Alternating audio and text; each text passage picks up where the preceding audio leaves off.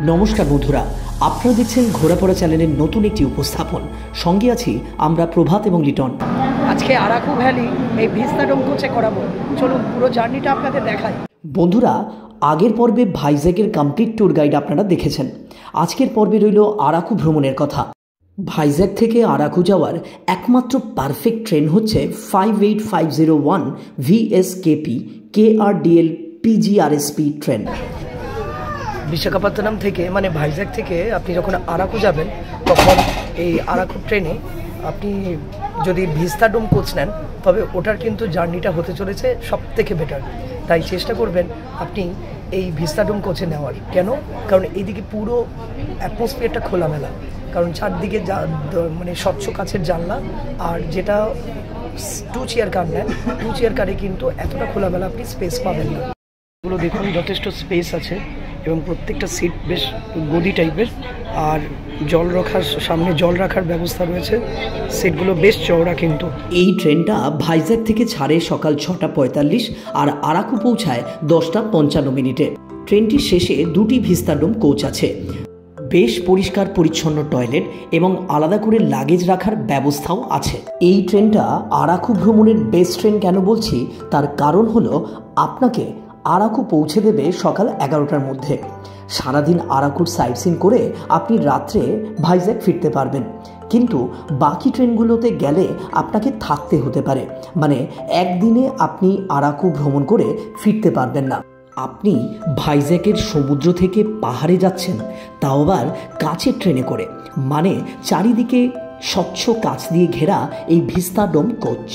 এই সম্পূর্ণ ট্রেন জার্নিতে আপনি প্রায় এই ধরনের 58টি টানেল এবং 84টি ব্রিজ পেরিয়ে ভাইজ্যাগ থেকে আরাকু যাবেন। এই যাত্রাপথে আপনাকে 130 কিলোমিটার পথ অতিক্রম করতে হবে।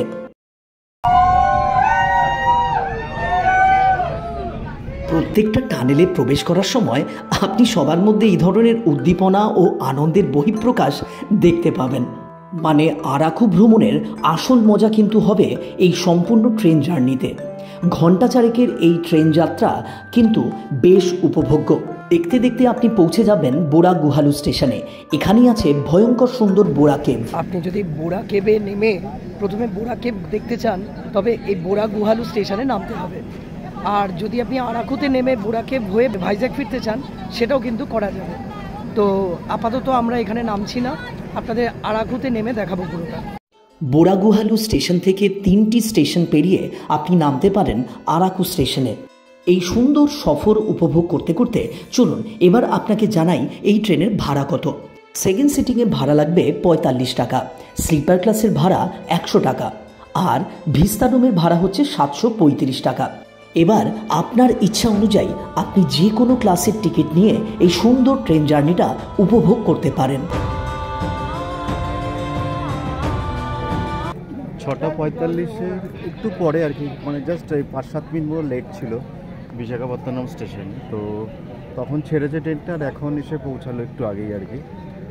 আর অ্যাকচুয়ালি কি মানে রুটটা তো আপনারা দেখলেন আর কি, মানে পাহাড়ি রাস্তা তো, আর টানেল মানে খুব স্লো চলছিল, না হলে রাস্তা কিন্তু মাত্র 130 কিলোমিটার। আর টাইম কিন্তু প্রায় কতক্ষণ লাগলো? 4 ঘন্টা। 4 ঘন্টার বেশি, মানে 4 ঘন্টা প্লাস। হ্যাঁ, সুতরাং এবার আমরা আরাকুতে নামলাম। আপনিও আরাকুতে নামুন। আরাকু থেকে নেমে তারপর একে একে সব সাইট সিনগুলো স্পটগুলো ঘুরে বোরা হাভেলু থেকে আপনি ট্রেন ধরতে পারেন, বা আপনি যে গাড়িটা করবেন সেই গাড়িটা করেও আপনি ভাইজ্যাগে নেমে পড়তে পারেন। ক্যামেরা দিয়ে দেখা যাচ্ছে কিনা জানি না, দূরে যে ট্রেনটা যাচ্ছে মনে হচ্ছে যেন একটা টয় ট্রেন যাচ্ছে বা একটা খেলনা যাচ্ছে। অসাধারণ লাগছে দেখতে। প্ল্যাটফর্মের বাইরের দৃশ্যটা এই রকম। আরাকু স্টেশন নেমে আপনি প্রচুর গাড়ি পেয়ে যাবেন। দেখুন এই চত্বরটায় প্রচুর গাড়ি আছে, সুতরাং গাড়ি পেতে এবং সাইট সিন করতে আপনার কিন্তু কোনো রকম অসুবিধা হবে না। তো আপনি যতগুলো স্পট বাঁচবেন সেই অনুযায়ী গাড়ি ভাড়া ওঠানামা করবে, তো একটু দরদাম করে নেবেন। আরাকুর সাইট সিন হিসেবে আপনি প্রথমেই যেতে পারেন এই চকলেট ফ্যাক্টরিতে। কত? 50 টাকা করে পার হেড। যেমনটা দেখলেন, বড়দের টিকিট 50 টাকা আর বাচ্চাদের 40 টাকা টিকিট। এই টিকিটটা কিন্তু আপনি যত্ন করে রাখবেন মনে করে, কারণটা একটু পরেই বলছি। চলুন এখন চকলেট ফ্যাক্টরির ভেতরে প্রবেশ করা যাক।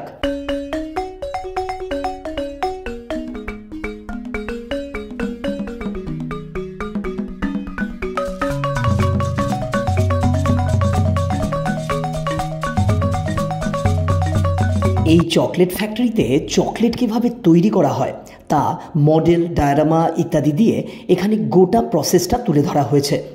বলতে পারেন ওয়ান কাইন্ড অফ মিউজিয়াম আর কি।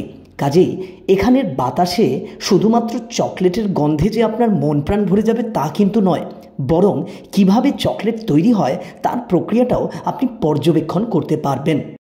এক্ষুনি আপনাকে এন্ট্রি টিকিটটা যত্ন করে রাখতে বলছিলাম। কেন বললাম এবার কারণটা দেখুন।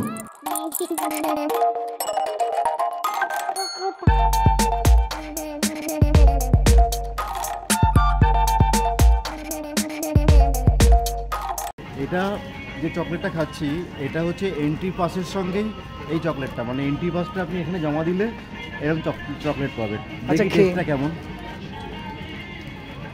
অসাধারণ খেতে। এটা হলো চকলেট ফ্যাক্টরির আউটলেট। এখান থেকে বিভিন্ন ফ্লেভারের চকলেট আপনি কিনতে পারেন। কোথাও ঘুরতে গেলে আমরা তো স্মৃতি হিসেবে বা কাউকে দেবার জন্য কিছু না কিছু কিনেই থাকি, সেই হিসেবে এখান থেকে আপনি চকলেট বা অন্যান্য হ্যান্ডিক্রাফট কিনতেই পারেন। আপনার এর পরের গন্তব্য হতে পারে বোটানিক্যাল গার্ডেন। এখন পদ্মাপুরম বোটানিক্যাল গার্ডেনের সামনে আছি, তো এসে দেখছি যে এটা ভেতরের কাজের জন্য, মানে ডেভেলপমেন্ট কাজের জন্য, তো এটা ক্লোজড আছে আর কি। এটা আবার ওপেন হবে 25/1/2025-এ। তো তার আগে না আসাটাই মনে হয় ভালো, বুদ্ধিমানের। আপনারা যখন আসবেন তখন আশা করি ডেভেলপমেন্টের কাজ চলে যাবে, তো সুতরাং তখন আপনারা ঘুরে দেখতেই পারেন। বোটানিক্যাল গার্ডেন ঘুরিয়ে দেখাতে পারিনি তো কি হয়েছে, চলুন আপনাকে ঘুরিয়ে দেখাই পরের গন্তব্য ট্রাইবাল মিউজিয়াম। এই মিউজিয়াম ক্যাম্পাসের ভিতরে আরাকু অ্যাডভেঞ্চারাস আপনি উপভোগ করতে পারেন, যার রেড চার্টটা একবার দেখে নিন। এবার আপনি যদি মনে করেন কোনো অ্যাডভেঞ্চারাস আপনি উপভোগ করবেন না, তবে 80 টাকার টিকিট কেটে ভিতরে প্রবেশ করুন ও মিউজিয়াম উপভোগ করুন।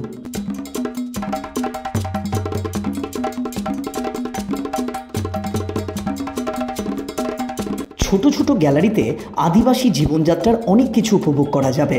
এছাড়া এখানকার কিছু মশলাপাতিও সহজেই ক্রয় করার ব্যবস্থা আছে। আদিবাসী রমণীদের মডেলের সাথে ছবি তোলার সুযোগটা কিন্তু হাতছাড়া করবেন না।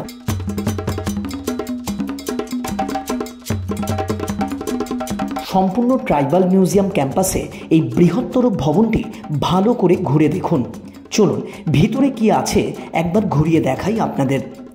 বিভিন্ন মডেল ডায়ারামার সাহায্যে রঙিন প্রেক্ষাপট ও উজ্জ্বল আলোর ব্যবস্থা করে অতি সুন্দরভাবে এখানকার আদিবাসীদের দৈনন্দিন জীবনযাত্রা থেকে শুরু করে অনুষ্ঠান, পূজার্চনা, জীবন জীবিকা ইত্যাদি ভালোভাবে দেখানো হয়েছে।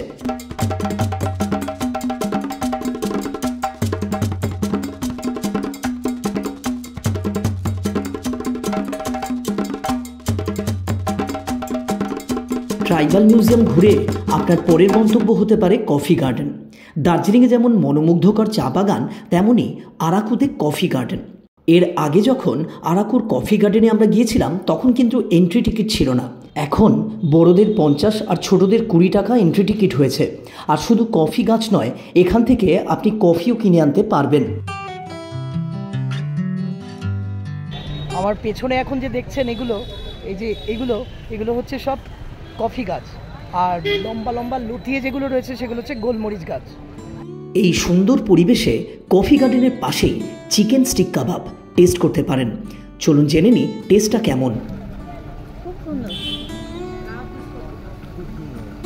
এরপর গালিকোন্ডা ভিউ পয়েন্ট দেখে সোজা চলে যান ভয়ঙ্কর সুন্দর বোরা কেভ দেখতে। 60 টাকা দিয়ে এন্ট্রি টিকিট কেটে ক্লক রুমে যদি কিছু লাগেজ থাকে তা রেখে নেমে যান অনেকটা নিচে এক বিশাল গুহার অভ্যন্তরে। যখন আরাকু ভ্যালি ভ্রমণ করবেন, মানে আরাকু ঘুরতে আসবেন, তখন মেন কিন্তু আপনার ডেস্টিনেশন হবে এই বোরা কেভ। এই বোরা কেভটা কিন্তু অসাধারণ লাগবে। বোরা কেভে মানে যখন ঢুকবেন তখন মানে কি বলবো বলুন তো, মানে মনে হবে যে এটা বিশ্ব ব্রহ্মাণ্ডের মধ্যে যেমন ক্ষুদ্র মানে বিন্দু থাকে, ওই নিজেকে সেটাই মনে হবে আর কি। এত বিশাল, মানে এত বিশাল একটা মুখ। আর তারপরে তো আপনি যখন ভেতরে প্রবেশ করবেন যেন একটা সীমাহীন আর কি, চলছেন তো চলছেন, আর ভেতরে তো স্ট্যালাক্টাইন আর স্ট্যালাকমাইনের যে মানে ইয়েটা কী বলবো আর কি, প্রাচীরটা হয়ে রয়েছে, প্রাচীরগুলো টানাগুলো হয়ে রয়েছে, তো সেগুলো তো দেখবার মতো অপূর্ব কালারিং, সুন্দর। ভেতরে খুব সুন্দর লাইটিংয়ের ব্যবস্থা রয়েছে, খুব সুন্দর। তবে পায়ে যাদের সমস্যা আছে একটু অসুবিধা হবে, বাকি সবাই যে কেউ আসতে পারেন। আর ওপরে একটা দুর্গা মন্দির আছে, যদি মানে সমস্যা না হয় তাহলে অবশ্যই দেখবেন, ভীষণ ভালো লাগবে। বোরা কেভে প্রবেশের আগে লাঞ্চটা তো অবশ্যই সেরে নেবেন এবং তার সঙ্গে এখানকার বাম্বু চিকেনটাও ট্রাই করতে পারেন। চলুন এবার গুহার ভেতরে প্রবেশ করা যাক। মূলত কস্টিক চুনাপাথরের কাঠামো, যা 80 মিটার গভীরতা পর্যন্ত বিস্তৃত, এবং এই বোরা কেভ ভারতের গভীরতম গুহা হিসেবে বিবেচিত। ভারতের গভীরতম গুহা দেখতে দেখতে শেষ হলো সম্পূর্ণ ভাইজ্যাক ভ্রমণ পর্ব। আপনি যদি আগের পর্বটি না দেখে থাকেন তবে ডেসক্রিপশন বক্সে আগের ভিডিওর লিংক দেওয়া থাকবে, আপনি একবার দেখে নিতে পারেন। ভাইজ্যাক ঘুরতে যাওয়ার আগে আপনার অবশ্যই ভিডিওগুলো কাজে লাগবে। আর সেই সঙ্গে বন্ধুরা, আজকের ভিডিওটা এই পর্যন্ত। আবার দেখা হবে পরবর্তী একটি নতুন ভিডিওতে। ততক্ষণ ভালো থাকুন, সুস্থ থাকুন এবং ঘোরাপড়া পরিবারের সাথে যুক্ত থাকুন। ধন্যবাদ।